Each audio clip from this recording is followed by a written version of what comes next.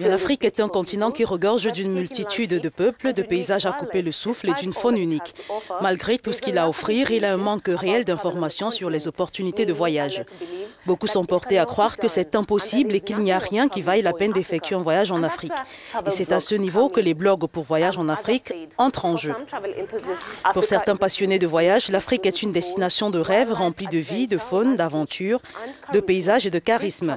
Ces voyageurs partagent tous leur passion pour les voyages au travers de vidéos, photographies, guides informatifs et histoires. Toutes choses qui contribuent à lever le voile et ainsi partager la beauté qui attend les autres voyageurs. Fort de ce type de connaissances, une majorité d'hôtels sont aujourd'hui très actifs et présents sur les réseaux sociaux et les blogs devraient être un élément clé de cette stratégie, notamment pour une industrie telle que celle du voyage et du tourisme qui se prête exceptionnellement bien à ce type de contenu. Pour certains amateurs de voyage, voyager à travers l'Afrique est devenu une carrière non officielle. Ils ont documenté leurs incroyables voyages sur une variété de blogs liés à cette activité. Certains blogueurs utilisent leurs compétences pour raconter une belle histoire et mettre en valeur le grand continent. D'autres, par contre, font appel à leur vécu comme leurs diverses expériences avec les animaux ou les communautés locales, dans le but d'ajouter de la texture et du contenu à leur blog. Nous avons parlé à Kachin Zama, la vagabonde solitaire d'Afrique du Sud, qui a voyagé dans de nombreux pays à travers le continent. Un voyage avec elle vous emmène à vivre ces expériences, également vécues avec des populations locales. Regardez. Notre plus grand défaut en tant qu'Africains est que nous ne savons rien les uns des autres. Certains des pays que j'ai visités, pour la plupart, les gens me demandent sur les réseaux sociaux si c'est en fait un pays d'Afrique. Des pays comme la Mauritanie, Sao Tomé et Principe.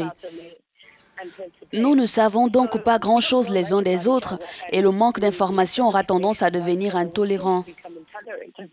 Donc, je pourrais utiliser mes blogs et mes voyages, mes talents d'écrivain et de conteur pour encourager les Africains à mieux se connaître les uns les autres en voyageant.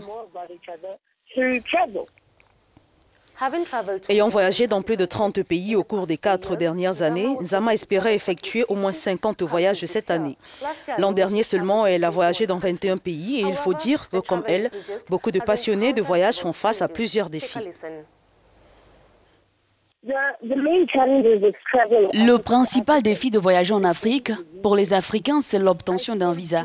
J'ai dépensé plus d'argent pour des visas que pour le transport et cela n'a pas de sens.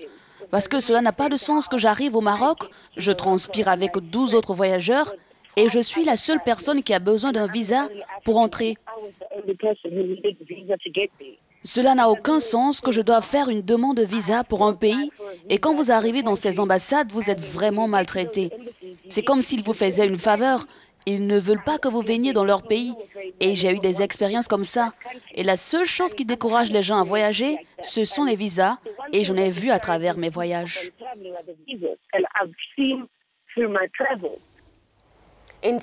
En effet, ce que Zama a dit est vrai. Lors de ses précédents voyages, nous avons souligné à quel point les Africains peuvent parcourir leur propre continent. Regardez un de ces moments d'adieu.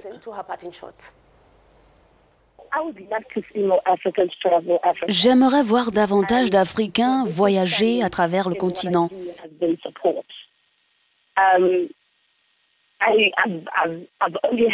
Le plus grand défi auquel je fais face, c'est le manque de soutien. Il y a juste une entreprise privée qui me soutient.